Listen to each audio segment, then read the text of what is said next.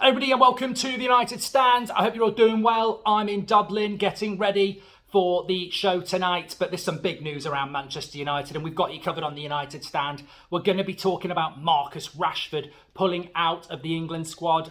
Look, it's a knock at the end of the day, so as long as it's not long term, I think a little bit like Varane retiring, Fred not being called up, these things and this international break has probably come at the best time for us. We know we were a little bit fortuitous against Fulham yesterday, but, you know, sometimes you buy your own luck and we certainly deserve it after relentless football for 3 months. And I'm telling you now, Marcus Rashford, with a couple of weeks not being coached by Southgate or Prattgate, is probably a positive. We'll talk about that. Also, other bits to talk about. Obviously, this second bid coming in for Qatar, a £30 million interest from Newcastle for Scott McTominay. I'll drive you there, Scott. I'll drive you there, Scotty. I'll drive you there with Kadiki.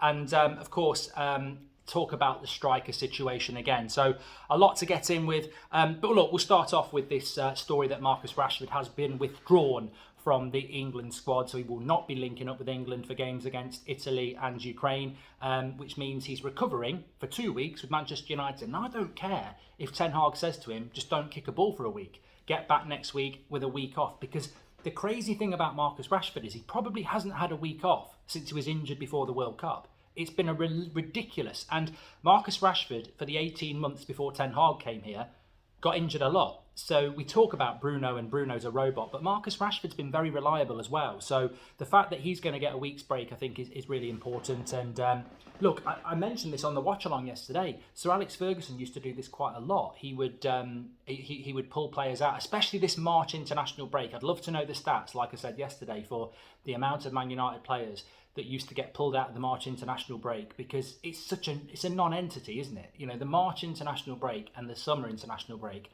they're the best two to miss, because at the end of the day, there is no summer tournament and the quality, you know, it won't make any difference. And let's be honest, Prattgate picked Sterling, didn't he, in the World Cup? So it's not like Rashford's going to go on and learn anything from Southgate. I think it's a really good thing for United, as long as it's not a major injury for Rashford. If Rashford's out for a month, it's terrible news. But if it's just precautionary, stay at home, it benefits Manchester United, because, I mean, Marcus Rashford's been a revelation this season, but probably against Fulham, he had his worst game in a while because he didn't score.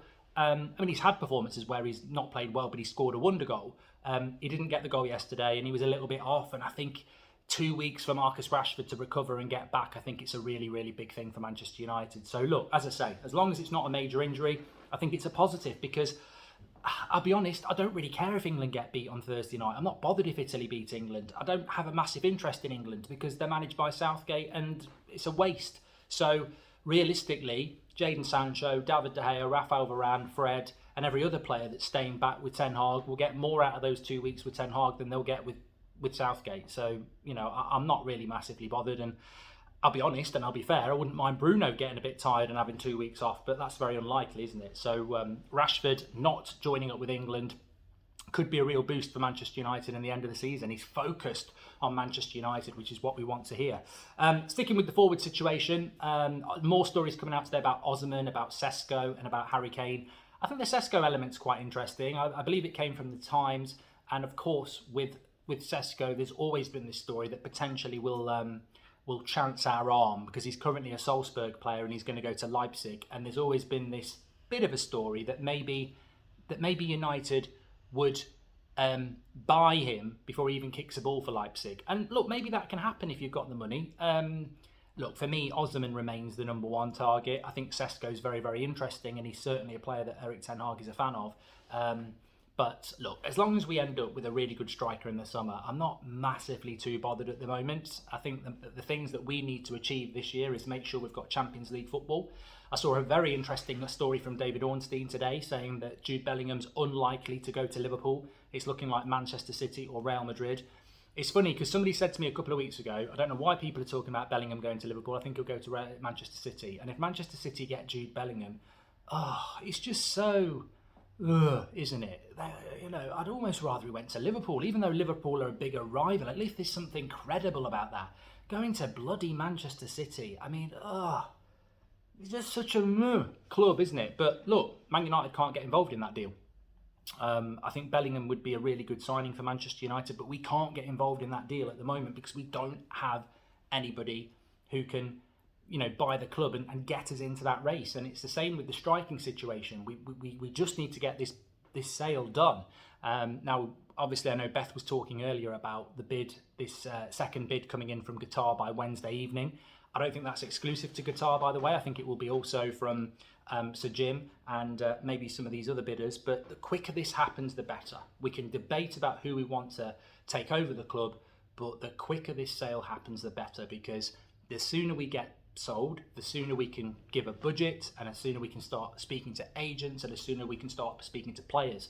Because I'm not saying that we're going to get Jude Bellingham, but I think if we were owned by Sir Jim, or probably Qatar to be fair now, Al Thani, then I think we would be able to speak to Bellingham's agent and say, hey, you know what?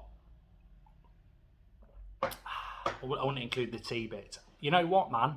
I wouldn't include the man bit either. You know what?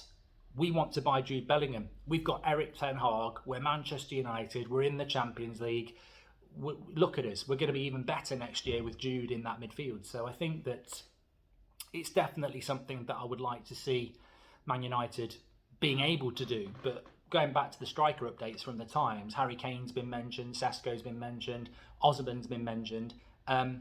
In some ways, Osimhen doesn't matter, because Napoli are not going to negotiate about Osimhen until the summer, by which time we should have new owners. If you want Harry Kane, you're going to be negotiating all summer with Daniel Levy. He wants £100 million up front. So the striker situation, probably how quickly the sale happens, as long as it happens by the end of the season, doesn't matter. But there are other deals out there, and Jude Bellingham would be a prime one, where we probably can't get involved in it because we haven't. We're not moving through the process quick enough. But I guess at the end of the day, we'll just have to wait and see. And then obviously, I think it's the same outlet talking about Newcastle wanting Scott McTominay for £30 million. I think that's a good deal. I think people get confused and say, why would Newcastle want to spend £30 million on Scott McTominay? And I think it's quite obvious, really, because £30 million these days doesn't buy you a first teamer if you're a top four club. I think that's about depth for Newcastle, really. I think that's about, they've got Joel Linton, they've got Bruno, they've got Longstaff, and if you add McTominay in there, it's sort of the sort of player that Eddie Howe likes to have in his midfield. So I don't really question why Newcastle would want Scott McTominay. Maybe Eddie Howe's a big fan of his, but ultimately I don't think necessarily he walks into that Newcastle team and starts straight away. I think he'd have much better options there than he would at Manchester United, and I think it would be a good move all round. But look, I don't think I speak in the minority when I say that Scott McTominay is a player that Manchester United need to move on in the summer, because I think that unlike a Sancho or an Anthony or a Pellistri or a Garnacho or a Sabitzer or an Eriksen or anybody else that's not actually been at this club that long and you're willing to be patient with, McTominay represents a player that's been playing in that midfield for many years and has never kicked on. He is capable of having good games, but I think he needs a fresh start, and I think we need a fresh start. And I was saying this before the game against Fulham, and he went and put in probably one of his worst performances of the season, unfortunately. I said, I wouldn't be surprised if he has a good game, because it's been so long since he did. He is capable of putting in a good game. McTominay's problem is he's not good enough to start. He's not good enough to put in a good game week in, week out. And unfortunately for us, this season, it's probably his worst season under our best manager. Riddle that. McTominay is having his worst season as a Man United player under, quite clearly, our best developmental coach and our best coach. So something just doesn't fit. And I think it's the style of football that Ten Hag wants to play. McTominay suits a Solskjaer or Mourinho team where the emphasis is not on structure, taking the ball off the back four and possession. It's about, high intensity possession, high intensity physical football. So, I think that's a great point. People always want to be quite negative and say, this, that and the other. But I actually think there's a point there. Scott McTominay's having his worst ever Man United season under our best manager. It's just not a good fit. So I think if United can move him on for 30 million, he would. I think McTominay would suit a West Ham. I think he'd suit an Everton. I think he would be decent there.